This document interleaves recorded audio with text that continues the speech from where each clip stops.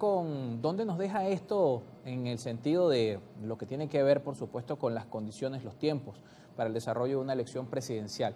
Hay una expectativa que desde octubre del año 2023, con el Acuerdo de Barbados, fijó una elección presidencial en el segundo semestre. Y mucho se ha hablado de la importancia de la fecha, de el mundo en un contexto donde se van a desarrollar más de 70 elecciones en todo el desarrollo de 2024. Venezuela tenía la particularidad de no tener fecha, de tener un acercamiento que es eso, que es el segundo semestre, y hoy estamos ahora con más de 25 propuestas de fecha por definir para los próximos días.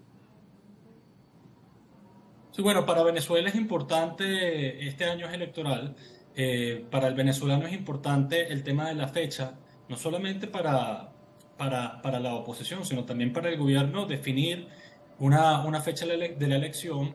Eso forma parte de los acuerdos de Barbados, pero también forma parte de las negociaciones y los diálogos que se han venido dando con diversos sectores de la oposición o de las diversas oposiciones acá en Venezuela.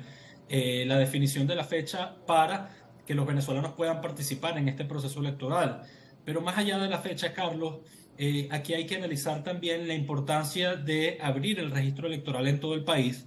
El invitado anterior, el señor Claudio Fermín, hacía mención a eso, para que todos los venezolanos puedan registrarse, puedan participar, puedan en cada punto de las regiones de nuestro país inscribirse en el Consejo Nacional Electoral y que la gente pueda votar, sobre todo los jóvenes. Estamos hablando de personas que ya cumplieron los 18 años y están inscritos y puedan de alguna manera participar Claro. en una campaña presidencial que va a ser prácticamente histórica y muy importante para todo el país. Se define un candidato presidencial y no solamente eso, después de las elecciones presidenciales vendrán también Sí, elecciones de diríamos, gobernadores y elecciones otras, legislativas.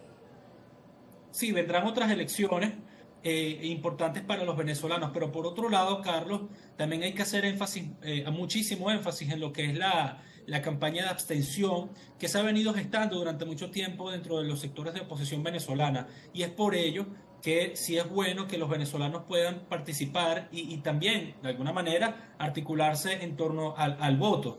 Es por eso que los partidos políticos tienen que hacer un esfuerzo bastante grande, Carlos, en arrastrar el voto, en llamar a la gente a votar y de alguna manera en construir alternativas potables que de alguna forma vaya todo en sintonía al diálogo y a la negociación, que es lo que quiere la gente. El venezolano de hoy, cuando tú analizas y lo investigas, no está hablando de los problemas políticos, no está hablando de la candidatura, no está hablando de una negociación, no está hablando de que si la inhabilitación, no, el venezolano de hoy, Carlos, está hablando desde lo económico, del dólar, del mercado, de los servicios públicos, y es allí donde se tiene que centrar el discurso político y las soluciones políticas, ya sea del lado del gobierno y por otro lado de la oposición, tratar de alguna manera de incentivar el voto para lograr cambios importantes en ese sentido.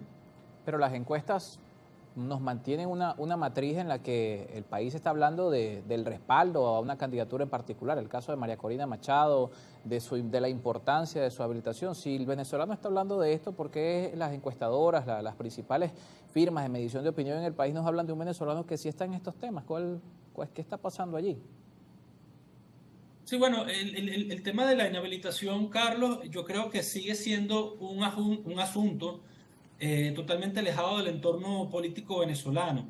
Recordemos que las discusiones del Twitter, las discusiones que se dan en los medios digitales, no son las discusiones de la gente. La gente, cuando tú analizas y revisas qué piensan los hogares venezolanos, cuáles son las expectativas de la política de la gente, de los venezolanos, que no solamente son de Caracas, sino del interior del país, todo se concentra es en lo económico, todo se concentra es en la mejora de los servicios públicos, de la luz, del agua, del gas.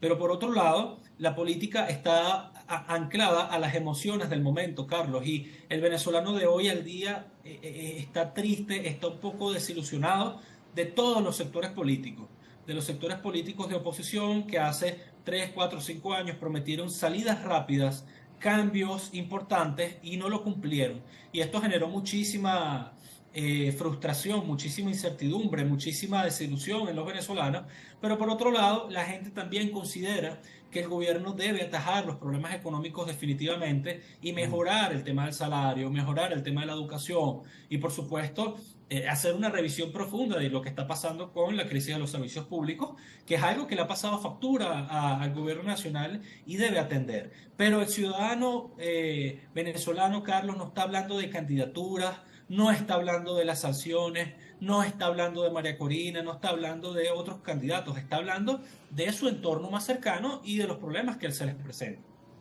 Pablo, mucho se ha dicho posterior al acuerdo que se ha dado en la Asamblea Nacional y que se ha presentado al Consejo Nacional Electoral, que esto es un acuerdo que sustituye al de Barbados. Ya se habla del acuerdo de Caracas y que el acuerdo de Barbados es un subacuerdo, es un subconjunto de normas y de condiciones que se han planteado. Esto es viable entendiendo que quienes firmaron Barbados dicen que son la verdadera oposición y además ¿dónde deja todo esto? Por supuesto en ese camino hacia unas elecciones donde quienes no acudieron a este acuerdo, quienes no acompañaron a estas 40 organizaciones políticas, ¿qué expectativas tienen de poder participar en las elecciones que se nos vienen? Mira, el acuerdo de Barbados es una negociación política que tiene sus ventajas y sus grandes desventajas, Carlos. La principal desventaja es que es un acuerdo político que se da en un contexto de sanciones, que se da en una Venezuela sancionada profundamente, más de 900 sanciones han impactado sobre la economía de nuestro país, y por otro lado, se da en un contexto electoral norteamericano y venezolano. Este año hay elecciones en Estados Unidos y este año hay elecciones en Venezuela, por lo que hay ciertos intereses que están por el medio, que confluyen de forma transversal en este acuerdo y está todo sujeto a un interés en particular en el caso venezolano y en el caso norteamericano. Pero por otro lado, es un acuerdo que se da, Carlos, fuera de las fronteras de Venezuela y eso tiene ventajas, pero también muchísimas desventajas, porque hay bastante asimetría de información, hay muchísima desinformación al respecto y por otro lado, no podemos descuidar, no podemos olvidar que no hay una sola oposición en Venezuela. Hay muchísimas oposiciones, hay muchísimos grupos representándose en la oposición y de alguna manera, dentro de este acuerdo, la legitimidad de Estados Unidos recae sobre la plataforma unitaria y no sobre el resto de los partidos políticos. Entonces, esto pudiera traer problemas porque estaría ignorándose también otros grupos de oposición que siguen sumando votos y que siguen siendo fundamentales para cualquier proceso de paz y de negociación y de elección en Venezuela. Y no podría... Las esperanzas del pueblo venezolano, insisto, Carlos, tampoco están puestas sobre el acuerdo de Barbados, están puestos sobre las soluciones que se le deben dar a los problemas puntuales como lo es la luz, como lo es el gas, Claro. como lo es la comida, el salario, la canasta básica. Y no podría entonces también generar problemas dentro de ese contexto de elecciones en ambos países que el gobierno traslade la representatividad de la oposición de la plataforma unitaria a estas organizaciones con las que se firma este acuerdo en Caracas. Es decir, entendiendo que allí está el tema sanciones, hay el tema migratorio, que son de interés para los Estados Unidos en todo esto, no podría ser un problema que ahora se plantee el acuerdo de Barbados ya no vale, ahora lo que vale es el acuerdo de Caracas. Bueno, yo creo que el acuerdo de Barbados al final, Carlos, a ver, es un acuerdo, es un diálogo y una negociación, ¿ok? Que va a seguir su rumbo a pesar de lo que ocurre en Venezuela. Este acuerdo, esta negociación puede traer muchísima frustración en sectores de la oposición, sectores electorales de la oposición, si no se cumplen con los puntos establecidos. Sin embargo, yo creo que, insisto, Carlos, lo más importante, lo elemental para el venezolano es lo económico, no es lo político, no es un acuerdo, no es una negociación entre políticos, es lo económico. Bien es cierto, esto es importante porque nos damos cuenta, Carlos, que los sectores radicales de este país se han plegado a lo que es la estrategia del diálogo, el voto y la negociación, algo que venimos repitiendo muchísimas veces durante todos estos años, que la única vía para solucionar los problemas en Venezuela es el diálogo, el voto y la negociación. No hay otra alternativa, pero todo no se debe centrar en este acuerdo de Barbados. Es importante la movilización del voto y las soluciones a los problemas básicos de los venezolanos. Bien, Pablo, muchas gracias por acompañarnos esta mañana. Pablo Quintero, politólogo, con nosotros vía Zoom esta jornada, lunes 4 de marzo. Nos toca hacer una pausa acá en Primera Página. Al regreso seguimos con mucho más.